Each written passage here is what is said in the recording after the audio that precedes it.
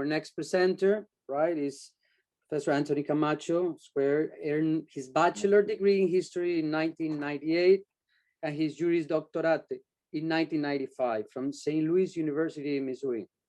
He earned a master's degree in strategic studies from the U.S. Army War College, Carlisle Barracks in Pennsylvania in 2013. And actually, he teaches war history and modern military history as a part-time instructor at the University of Guam, where he also serves as the university's general counsel. Thank you for your presence. The floor is yours.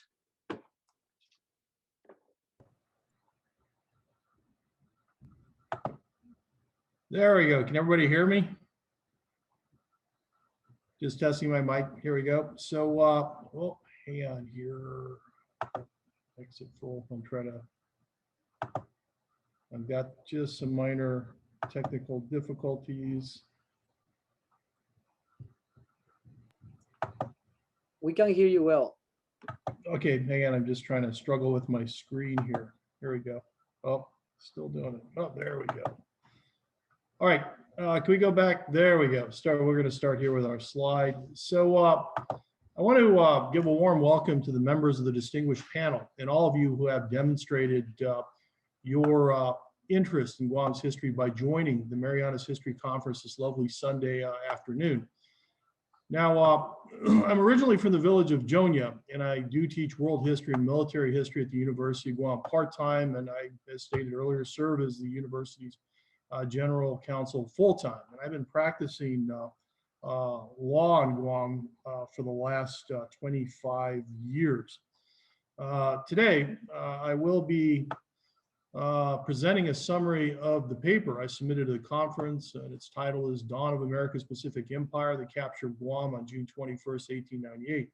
I also want to let you all know that in addition to being a Guamanian and having been educated as an attorney, I served for 30 years as a U.S. Army officer, mostly with the Reserve and National Guard. However, the majority of my active duty time was my service in 3 different armed conflicts. Hence, I see this event through not only the academic lens of a historian and the emotional lens of a Guamanian, but through the lens of a professional military officer and a combat veteran as well. Please proceed to the next slide. Now, generally, Guamanians don't celebrate Guam becoming a U.S. territory, and perhaps the reason is that many do not know how the Spanish era on Guam ended or how the American era of Guam's history began. Both of these events occurred on June 21st of 1898 when the United States military forces captured Guam during the Spanish-American War. Now, in fact, for those of us who took American history in high school or in college, the only reference to Guam in our textbooks was a brief statement that Spain ceded Guam and Puerto Rico in the Treaty of Paris, which officially ended that war. And the U.S. capture of Guam has received more attention in recent historical works focused on Guam, such as Pedro Sanchez's 1987 work, Guam, The History of Our Island, and also in the first volume of Don A. Farrell's 1986 work, A Pictorial History of Guam. The first volume is titled The Americanization, 1898 to 1918. Nonetheless, large gaps in the historical coverage of the capture of Guam on June 21st, 1898 remain. So first, why did the U.S. capture Guam on that day? The Spanish-American War started over Cuba, and even a guy from Jonia knows that Guam is over 8,000 miles away from Cuba on the other side of the world. Second was Juan Marina. He was the last Spanish governor of the Marianas Islands at the time. Was his reluctance to surrender Guam merely token resistance, as is often portrayed in the works that do cover the capture of Guam? He's often portrayed as a somewhat ignorant, even cowardly figure who did not know there was a war and who did not want to meet the captain of the Charleston. And some earlier accounts actually portray him as providing the only resistance, being his almost 30 minutes of delay before surrendering Guam. Are these accounts accurate, exaggerated, or just plain false? And finally, third, how did Guam's capture affect America's strategic objectives during the war? America entered the war planning not to obtain any of Spain's overseas territories, but then acquires the Philippines, Guam, and Puerto Rico at the end of the war. How did that happen? And finally, as suggested by the title of my work, the U.S. captured Guam on June 21st, 1898. Was that really the dawn of America's empire? I hope that the facts that I present to you today and the facts in my paper help to answer these questions. Please proceed to the next slide. So why Guam? Well, the simple answer is that the capture of the Philippines was part of the war plan that was adopted by the McKinley Administration against Spain, and that the U.S. needed a base between Hawaii and the Philippines for their ships to safely transfer or take on coal and to obtain fresh water as well as fresh supplies. Now, the Kimball War Plan was developed by the U.S. Navy War College between 1895 and 1896, and this plan called for a simultaneous two-front war against Spain with Cuba as America's primary objective and the Philippines as its secondary supporting objective. The purpose of capturing the Philippines was twofold. First, it would prevent the Spanish forces located there from being used to reinforce Spain's garrison in Cuba, and it would also give the U.S. a bargaining chip in negotiating a peace with Spain over Cuba. Now, this war plan was superseded by the Ramsey War Plan, which advocated for naval operations against targets located on the coast of mainland Spain instead of the more ambitious and riskier attack against the Spanish fleet in the Philippines and the capture of Manila. This was adopted in 1897 by McKinley's predecessor, President Grover Cleveland. Now, had this plan been retained by the McKinley administration, Guam's political development in the early 20th century would likely have been much different. Instead, the McKinley administration scrapped the Ramsey War Plan and replaced it with the Sicard War Plan, which called for the defeat of the Spanish fleet in the Philippines and the capture of Manila, this time, and in this plan, with the assistance of Philippine insurgents who were fighting against the Spanish there. Now, the Sicard War Plan was the plan the McKinley administration followed after the Spanish-American War began on April the 24th of 1898. And in accordance with this plan, Commodore Dewey attacked and defeated the Spanish naval squadron in the Philippines on May 1st, 1898, in what became known as the Battle of Manila Bay. Shortly thereafter, Dewey sent a request to Navy Secretary Long that he didn't think that, or he basically believed that reinforcements, U.S. troops essentially, would be required to actually capture the city of Manila. Please proceed to the next slide. Now, this is one of the events that's unprecedented in American military history up to this point in time. So America had never before sent a large military expedition overseas. It was now sending not one, but two expeditionary forces, the first to Cuba and a second one to the Philippines. Now, the Philippine contingent consisted of 15,000 troops, which were hastily assembled at Camp Merritt, which was located in the Presidio in San Francisco, California. Now, neither the U.S. Army or the U.S. Navy had any troop ships at this time, and Merritt had to procure civilian steamships to send his force to the Philippines. General Merritt, by the way, was the commander of the Philippine expedition. Now, due to the impossibility of quickly assembling such a large number of vessels that would be needed to send all 15,000 troops in one voyage, Merritt instead planned to send them in groups between May and August of 1898 as vessels became available. Now, Merritt placed the vanguard of this expeditionary force, essentially the first wave of these troops being sent to the Philippines. There were some 2,500 of them under the command of Brigadier General Thomas Anderson. And they were to be sent to the Philippines via Hawaii. And they leave San Francisco on May the 25th of 1898 in the chartered steamships City of Peking, City of Sydney, and the Australia. And this force really was supposed to, was planned essentially to join an American warship, the USS Charleston, in Hawaii. And then the Charleston was supposed to take over these vessels in a convoy and take them to the Philippines to reinforce Dewey and to capture Manila.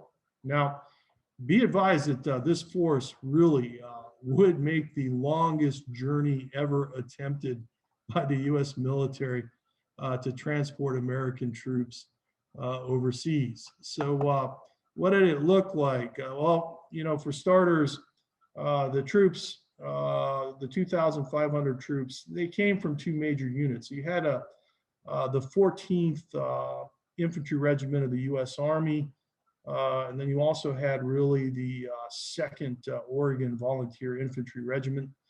Each had about 8 companies. You also had a smattering of troops from various California infantry regiments and a couple of artillery batteries.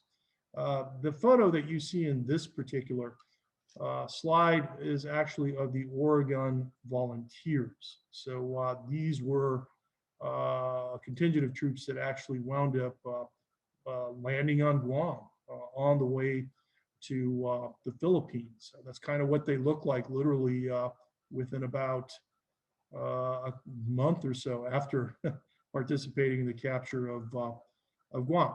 So what did this force look like? Next slide, please. So you have, you know, the USS Charleston, and this is the warship, the only warship that was accompanying this particular convoy. And she was quite a formidable craft. For example, her main batteries were 8-inch guns. She had what they called 6-inch broadsides. And then she had secondary batteries of 3-pounder, 6-pounder, and literally Gatling guns as well back then. So she was completely armored as well. So she had literally 2 to 5 inches of armor in various places. Her sides were armored, her superstructures were armored, and her decks were armored. Despite being commissioned in the 1890s, she had spent the last 2 years decommissioned and in literally docked in storage in San Francisco. She was hastily crewed and sent on this mission. Literally, this was its first this ship's first mission in 2 years, and the crews first time working together. So next slide, please. Now, General Anderson and his force, they were, or his headquarters essentially, they put themselves on the Australia, and for good reason. If I take a look at this beautiful passenger liner of the time, this is like the Greyhounds that were crossing the Pacific, and even Captain Glass, who was in Charles's, or basically in command of the Charleston, would often dine with Anderson in his headquarters on this vessel, all for good reason. Very comfy, very nice. Next slide, please. So the city of Peking, basically a very large vessel, and it held a lot of the supplies for the Philippine expedition, as well as a contingent of Marines and the 14th Infantry Regiment of the US Army. They pretty much stayed on board the vessel, and the Army troops that were on this vessel really didn't participate in the capture of Guam, but the Marine contingents here, along with the Marines on the Charleston, did. And there's no slide of the city of Australia or the city of Sydney. That's the third ship, and probably for good reason. The city of Sydney was literally a cattle carrier that was hastily converted to become a troop transport. And this is where they placed most of the Oregon troops on this particular vessel. They didn't like it.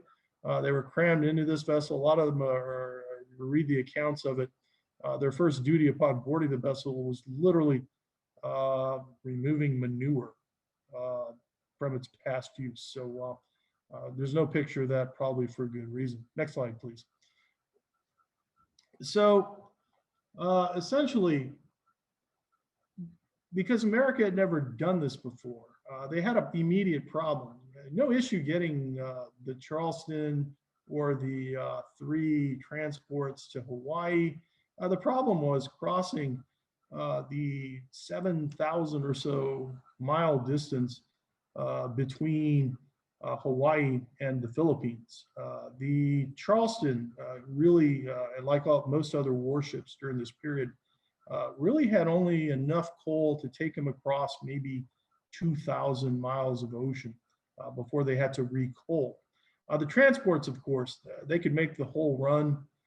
They're large enough, their bunkers were large, but it's the warships really where they really required recoaling in a safe place to recoal. So Secretary Long, Navy Secretary Long, solved this issue by sending sealed orders to Captain Glass, which he was supposed to open after he left Hawaii.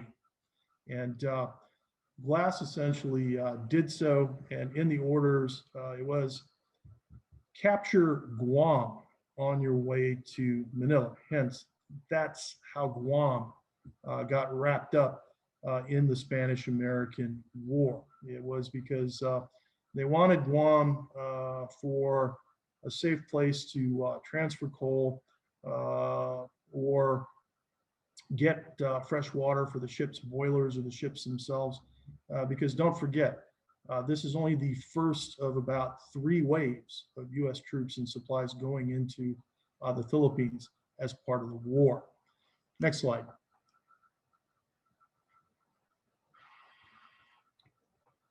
So, was Juan Marina's resistance really token? Juan Marina was the last Spanish governor of the Mariana Islands during that period of time. Guam was, or Agana, Guam was the capital, not just of Guam, but the entire Marianas Island. He had essentially a surgeon, Dr. Romero, basically. He had a Captain Andicar, who was the captain of a Marine, the 2nd Marine Infantry Battalion. That particular unit, though, only had approximately 54 actual regular Spanish Marine infantry. There was another company in that unit composed of 54 Guam militiamen. And so they were all under his command. There was also a Captain Gutierrez. He was essentially in charge of the naval forces of the Marianas, which really didn't exist, but he was also in charge of the ports of Guam, the 2 primary being the Agana Boat Basin and the Opera Harbor. So during this period of time, Guam literally had gone through almost 100 years of neglect by Spain. We kind of saw that in our military forces in the last administration, where there were budget cuts, and that severely affected our forces. No different with Spain. So Guam really, although it was heavily fortified in the late 1700s, early 1800s, literally by the time of the Spanish-American War, Guam's principal forts had no guns, and they had no garrisons. And in fact, many were in deplorable shape. So Guam's lines of communications, as a result of the very rapid pace of the Spanish-American War, had been cut. So its primary lines were regular steamships carrying supplies between Manila and Guam. But as a result of Dewey essentially defeating the Spanish squadron at Manila Bay and US Navy achieving naval supremacy in the Philippine waters, that line was effectively cut. So Juan Marina and his officers in his Spanish garrison on Guam really had no news that the US and Spain were at war, nor did he know that these three transports carrying 2,500 troops, led by the USS Charleston, were steaming in his direction. Now, what happens is, Charleston opens his orders, and like a day after leaving Hawaii. This was around June the 8th or June the 4th or 5th or so of 1898. And he immediately confers with Anderson, and they literally come up with a plan for the Guam operation. Now, while they were in Hawaii, they heard a rumor that essentially there were Spanish warships, at least one, maybe two, located at Guam. They knew that Upper Harbor essentially was defended by two forts. Fort Santiago, no, sadly not as powerful as the Fort Santiago of Manila that many of us probably visited in the Intramuros. No, Fort Santiago was a small fort that sat atop Arodi Peninsula. And then, of course, there was Fort Santa Cruz in the middle. It was basically on an island in the middle of the harbor. So the plan was that Charleston was going to come in, look for Spanish warships at the Agana boat base, and if there were none, it was then going to enter Upper Harbor, attack Fort Santiago, then essentially attack Fort Santa Cruz. And that's exactly what happens. They sight Guam on the morning of June the 20th of 1898. And they quickly go past the Agana boat basin. They don't find any warships. They come into Upper Harbor. There's a little bit of essentially there's a little bit of drama where they see the mass of a ship in the harbor. It turns out it's just a Japanese merchant vessel from Yokohama. Although the Charleston did aim its guns at it, kind of scared the crew. And then they had to make a run past, they had to basically, the next plan was to attack the two forts. Next slide, please. This is where the Charleston's attack plan kind of fails. Okay, so this is a kind of a sketch of Fort Santiago. It kind of sits on the high ground above where Spanish Steps on Arodi Point is. In fact, Spanish Steps, those were the steps that led to a well that was supposed to solve this particular fort's fresh water supply issue. Now, there are no guns on it. It does still have a very good parapet, at least from an engineering survey that was conducted in 1830 on Guam. And the problem that Charleston encountered was so Captain Glass gives the order, fire on this fort. None of the Charleston's guns can elevate far enough to engage the fort. And they all are literally in terror as the Charleston moves underneath this fort. And no one can understand why the fort is silent. They have no idea. Next slide. Now, if that mystery of why Fort Santiago doesn't fire doesn't get any easier when dead ahead of them is Fort Santa Cruz. This is a photo of it around this period of time. And so this time it's dead ahead. It's on an island in the middle of the bay. And the Charleston's crew had been practicing for this for the last 2 weeks. So the Charleston secondary battery, basically it's 3-pounders, and they fire about 30 to 40 shots at the fort. Now, don't think all 40 of those shots hit the fort. Gunnery is something you have to consider. And first you have to get the range. The Charleston is moving, but quite a few rounds slam into the fort when they finally get the range. Nothing happens.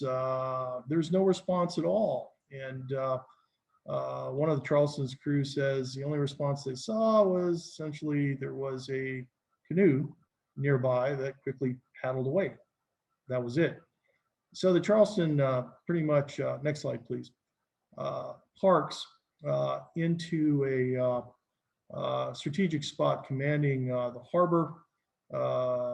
And essentially Glass then sends kind of a survey of the harbor. He wants to get the navigational hazards marked by buoys so he can bring his transports in. While he's doing that, they see a boat, essentially.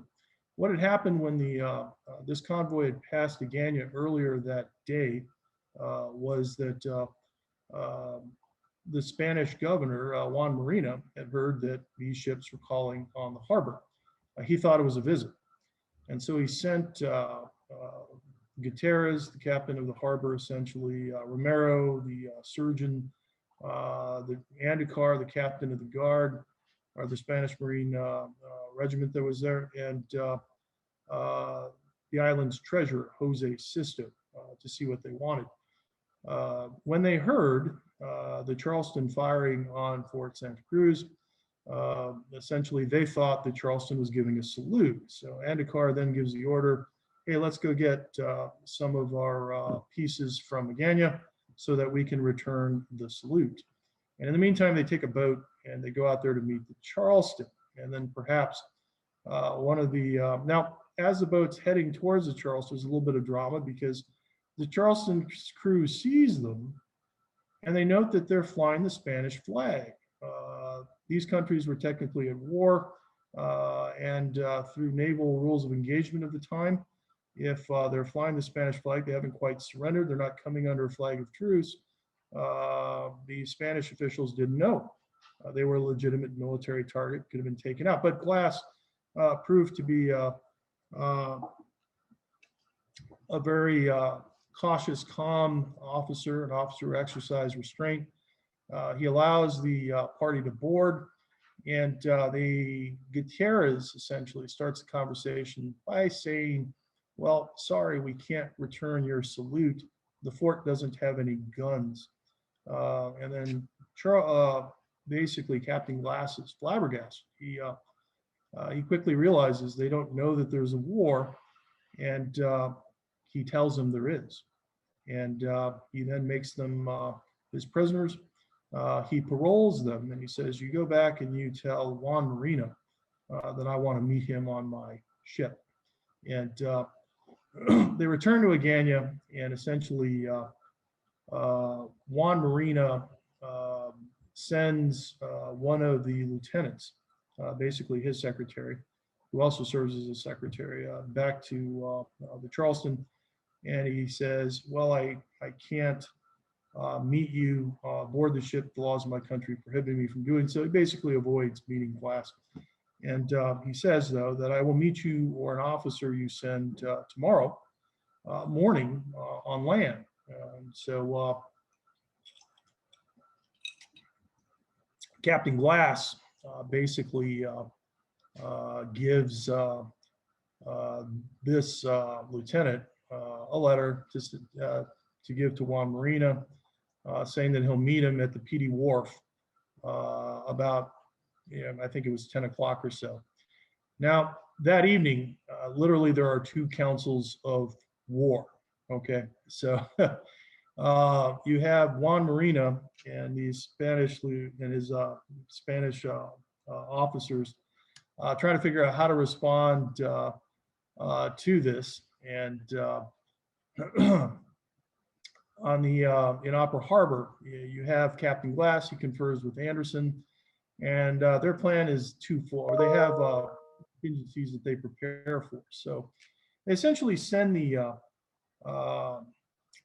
so Glass decides to send the navigator of the Charleston, Marianas Ruther. It's a long word, I believe. It's almost 14 letters in his name, and he's going to give Marianas Ruther all the Marines aboard the Charleston and the city of Peking, approximately 50, 60 of them perhaps, and 2 companies or so of the Oregon Infantry Regiment, so approximately 200 some odd troops combined. And they're going to get on boats, and essentially they're going to await Juan Marina's response to a surrender ultimatum that Marianas Ruther is going to give to him when he meets Juan Marina. So this force is literally, they stay in Opera Harbor. The Spanish get there. And Juan Marina, on the other hand, despite literally having a capability to put up a resistance, I go through this in great detail, although he only had 112 soldiers, he didn't really know that the Americans were only going to spend a day or two on Guam. What he also didn't know is that their main objective was the Philippines. And so if he put up a little bit of resistance, it's very likely that the Americans would have left without capturing Guam. But they didn't do that. Instead, they essentially decided to surrender Guam that day. They thought that Glass and his troops were going to occupy Guam, but that's not quite what happened. So they go to the wharf. They meet Marianas Ruther on June the 21st of that day, or June 21st of 1898. Marianas Ruther gives Glass a letter and says, "You have 30 minutes to accept." And essentially, Juan Marina, he goes into a building, he writes a letter. He comes out 29 minutes later. He hands it to Marianas Ruther and he says, "Give this to your captain."